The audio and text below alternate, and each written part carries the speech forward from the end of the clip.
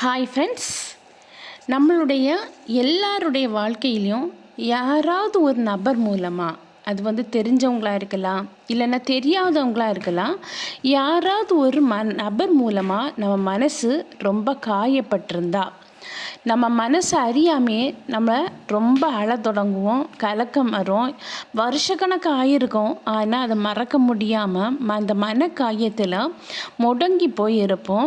எப்படியாவது அவங்கள பழி வாங்கணும் அப்படின்னு சொல்லிலாம் யோசிப்போம். இது நமக்கு மட்டும் இல்லைங்க, எல்லாருக்க மனசுலேயும் நம்மளை அறியாமே வரக்கூடிய ஒரு சிந்தனை. அதாவது நம்ம நம்பினவங்க நம்மளுக்கு துரோகம் பண்ணினாலோ, இல்லைன்னா நம்மளை ஏதாவது மோசமான நிலைமையில் நம்மளை ஒரு மாதிரி பேசியிருந்தாலோ, நம்ம அறியாமே வரக்கூடிய ஒரு எண்ணங்கள் தான் இது.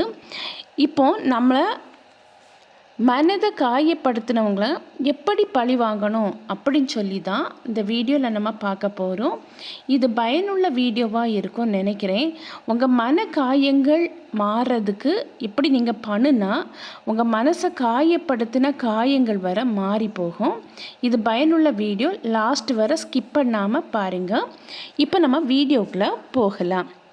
இப்போது நம்மளுடைய எல்லாருடைய வாழ்க்கையிலையும் யாராவது ஒரு நபர், இல்லைன்னா உங்களுக்கு ரொம்ப தெரிஞ்சவங்க, நீங்கள் ரொம்ப பாசம் வச்சவங்க உங்களுக்கு ஒரு நம்பிக்கை துரோகம் பண்ணதோ, இல்லைன்னா உங்களை ரொம்ப அழ வச்சு உங்கள் மனசை ரொம்ப காயப்படுத்திட்டு ஒன்றுமே தெரியாத மாதிரி சில டைம் இருப்பாங்க.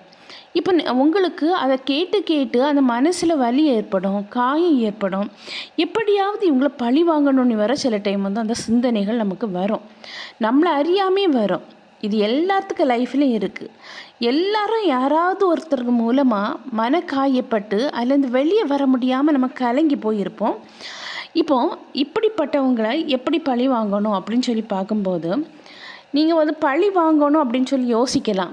அப்படி நம்ம பழி வாங்கும்போது அந்த காயங்கள் மாறிடுமா, இல்லைன்னா அந்த வலி தான் மனசில் ஏற்பட்ட அந்த வலி மாறிடுமா? கண்டிப்பாக மாறாது. எப்படி அந்த வலி மனசில் அப்படியே தான் இருந்துகிட்டு இருக்கும். அதனால நம்ம அவங்கள போய் பழி வாங்குறதுனாலையோ, இல்லைன்னா அவங்கள ஏதாவது ஒன்று சொல்லி அவங்கள காயப்படுத்துறதுனாலையோ இதுக்கு ஒரு சொல்யூஷனே கிடையாது. அப்போ என்ன பண்ணணும் அப்படின்னு சொல்லி யோசிக்கிறீங்க? வேறு ஒன்றுமே இல்லைங்க.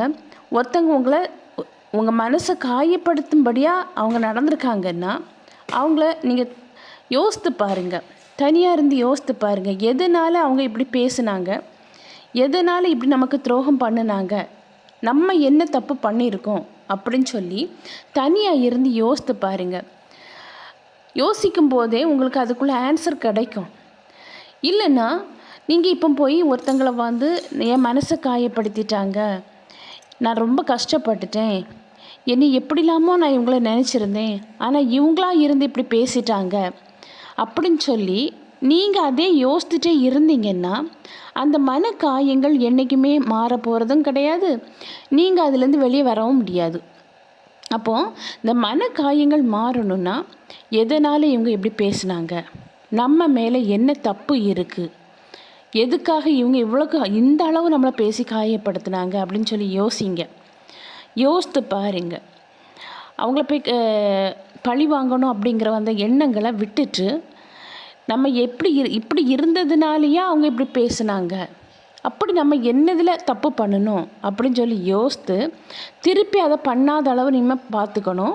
இன்னொன்று என்னென்னா, மன காயங்கள் படுத்துறவங்க பழையது மாதிரி அவங்க உங்கள்கிட்ட பாசமாக வந்தாங்கன்னா கொஞ்சம் லிமிட்டாகவே அவங்ககிட்ட பேசுங்க. ஏன்னா பழையபடி அவங்க மன காயங்கள் படுத்த சான்ஸ் நிறையவே இருக்குது. இன்னொன்று என்னென்னா, அவங்கள உங்களில் ஒரு ஆளாக பார்க்காம இது உங்களுக்குள்ள பிரச்சனை அப்படின்னு சொல்லி நீங்கள் யோசிக்காதீங்க. உங்களுக்கு தெரியாத ஒரு 3ஆம் நபருக்கு வந்த பிரச்சனை அப்படின்னு சொல்லி யோசித்து பாருங்கள்.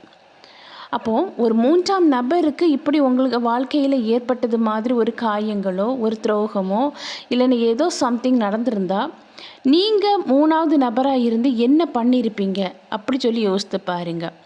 அப்படி யோசிக்கும்போது அவங்கள தள்ளி வச்சு பாருங்கள். உங்கள் பிரச்சனையாக இன்னொருத்தங்களுக்கு நடந்தது மாதிரி தள்ளி வச்சு நீங்கள் பார்க்கும்போது உங்களுக்கே ஒரு சிரிப்பு வரும். என்னென்னா, அது பெரிய விஷயமா தெரியாது.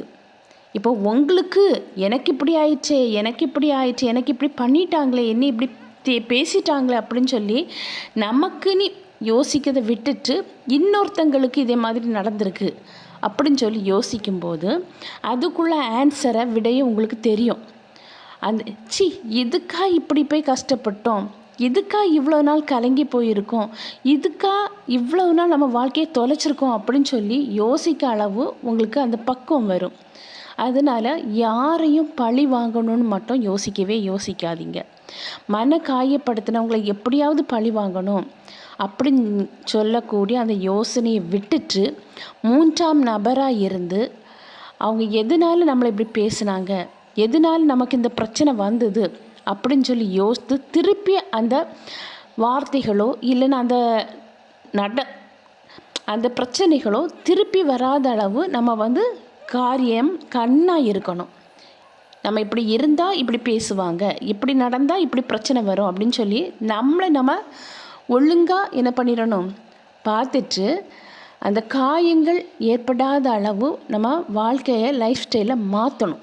இன்னொன்று, யார் மனசு காயப்படுத்தினாங்களோ, யார் நம்முடைய வாழ்க்கையில் ஒரு துரோகத்தை பண்ணினாங்களோ அவங்கள என்ன நினைக்கணுன்னா, என்னுடைய அன்புக்கு நீங்கள் தகுதி இல்லாதவங்க, என்னை நீங்கள் புரிஞ்சிக்கலை, நான் ஒரு பெரிய புதிர், நான் விலை மதிப்பு உள்ளவன் அப்படின்னு சொல்லி நீங்கள் யோசித்துக்கிட்டு அவங்க முன்ன ஒரு புன்முறிவலோட சிரிச்சிட்டு நீங்கள் உங்கள் வாழ்க்கையை வாழுங்க, சந்தோஷமாக வாழுங்க.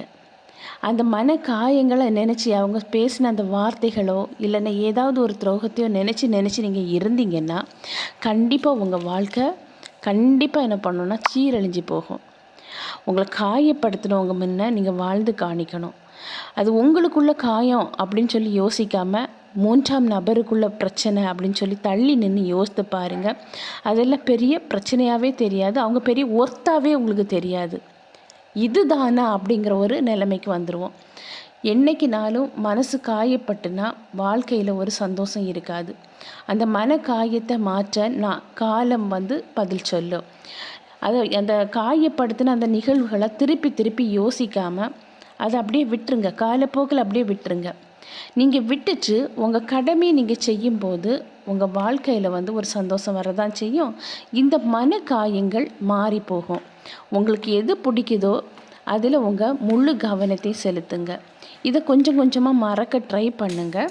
உங்கள் வாழ்க்கையில் இது நீங்கள் மன காயப்பட்டிருப்பீங்கள்ல, இது கண்டிப்பாக மாறி போகும். அதே போல் நீங்கள் இப்போ உங்கள் வாழ்க்கையில் கஷ்டத்தில் இருக்கலாம், வேதனையில் இருக்கலாம், ஏதோ ஒரு கஷ்டம், ரொம்ப கஷ்டமான வாழ்க்கையில் வாழ்ந்துட்டு இருக்கலாம். இந்த கஷ்டம்லாம் ஒரு நிரந்தரம் இல்லை, எப்படினாலும் இது தாண்டி செல்லும் அப்படின்னு சொல்லி முதல்ல யோசிங்க. கஷ்டம் என்றைக்குமே நிரந்தரம் கிடையாது.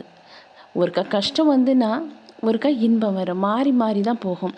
இப்படி நீங்கள் நினைக்கும் போதே உங்கள் வாழ்க்கையில் ஒரு பெரிய மாற்றத்தை நீங்களே காண்பீங்க. மன காயப்படுத்தினவங்க முன்னே நீங்கள் வாழ்ந்து காணிக்கணும். இவங்கள போய் நம்ம இப்படி பேசிட்டோமே அப்படின்னு சொல்லி அவங்க யோசிக்கிற அளவு நீங்கள் வாழ்ந்து காணிக்கணும். அதை நினச்சி நீங்கள் இருந்தீங்கன்னா கண்டிப்பாக உங்கள் வாழ்க்கையில் ஒரு முன்னேற்றம் வராது. எப்போவுமே உங்கள் வாழ்க்கை அடித்தளத்தில் போயிட்டே தான் இருக்கும்.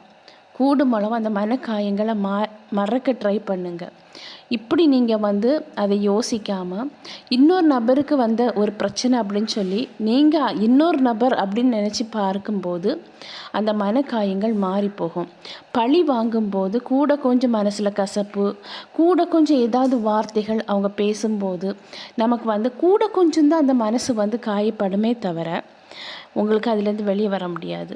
அவங்கள அப்படி தன்னை போக்கில் விட்டுருங்க, காலத்துக்கு கையில் ஒப்படைச்சிருங்க. கரெக்டான நேரம் அந்த காலம் அவங்களுக்கு சரியான பதிலடி கொடுக்கும். நீங்கள் உங்கள் தொழிலையோ இல்லைன்னா உங்களுக்கு என்ன கடமையோ அதில் உங்கள் கவனத்தை செலுத்துங்க. உங்கள் வாழ்க்கை ரொம்ப நல்லாவே இருக்கும். கவலை மறங்க, கண்ணீரை தொடைங்க. அடுத்தவங்கள பழி வாங்கணும்னு சொல்லி எக்காரணம் கொண்டும் யோசிக்காதீங்க. அப்படி யோசித்தீங்கன்னா உங்கள் வாழ்க்கை கெட்டு போகும். உங்களை கஷ்டப்படுத்தினவங்க முன்னே வாழ்ந்து காணிங்க. இந்த வீடியோ உங்களுக்கு பிடிச்சிருக்கோன்னு நினைக்கிறேன். நான் உங்களை நெக்ஸ்ட் வீடியோவில் மீட் பண்ணுறேன். அதுவரை பை, see you. இந்த வீடியோ பிடிச்சிருந்துன்னா லைக் பண்ணுங்கள், ஷேர் பண்ணுங்கள், சப்ஸ்கிரைப் பண்ணுங்கள். பக்கத்தில் இருக்கிற ஆல்ங்கிற பட்டனை கிளிக் பண்ணுங்கள். அப்போ தான் நான் போடக்கூடிய வீடியோ உடனுக்குடன் அப்லோட்